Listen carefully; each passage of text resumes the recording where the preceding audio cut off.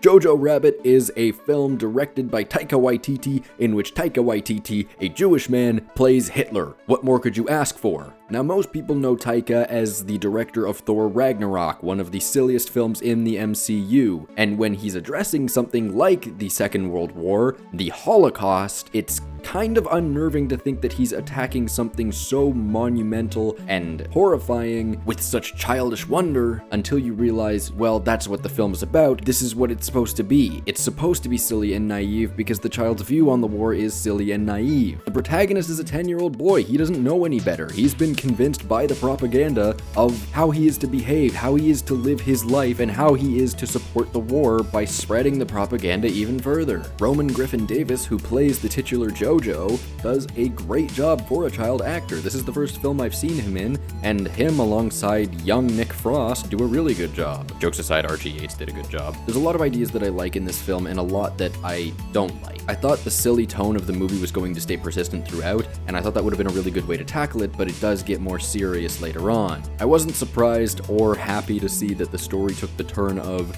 you're going to have to harbor a Jewish girl, but I thought it was interesting to have the perspective of one person in the house wants them gone and one person in the house wants to keep them alive. And the learning curve that Jojo goes through in talking to this Jewish girl was really interesting. Speaking of people that want to keep Jewish people around, ScarJo was great in this movie. I don't think her performance was as strong as Marriage Story, but I found she was underused in this. She was super committed to her role, and especially her sillier moments, like when she gets up and dances around the dinner table. I wanted more of that in this film.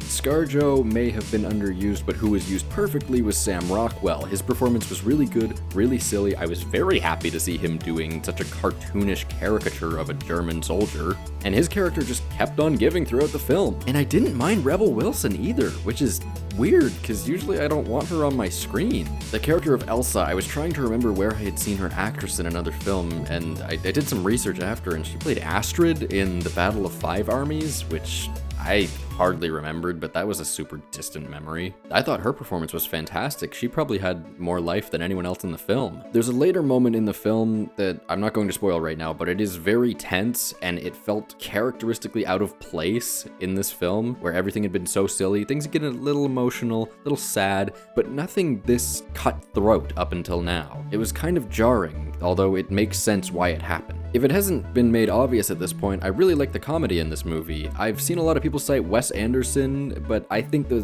cinematography belongs more to Wes Anderson, and that's just because the Hitler youth camps look a lot like Moonrise Kingdom. I don't know if that was intentional on Wes's part, but whatever. The slapstick comedy honestly reminded me more of Edgar Wright than anything else. I kept getting Hot Fuzz vibes with the quick cuts and the slapstick jokes. Now, some of the jokes do feel immature, and I don't think that the excuse of this is a child's perspective covers all of that. What is essentially the climax of this film did not feel that satisfying because while I understand this film is created as a middle finger to the Third Reich, the execution of that middle finger felt a little truncated, especially in what is supposed to be its biggest form. But yeah, the color palettes and the shots and the rest of the cinematography is all pretty derivative of Wes Anderson. The story itself is something that I enjoyed, but I wasn't super duper invested in, so when it did get more emotional later on, I was kind of like, sure, whatever, this is the way it's gonna go. Overall, I did enjoy this film, but I don't see myself returning to it much. Taika tried to cover a lot in this film, but because of that, it's a little scatterbrained at points. Other than that, though, this film was enjoyable. So, for those reasons, I think we can give this one a 6 out of 10.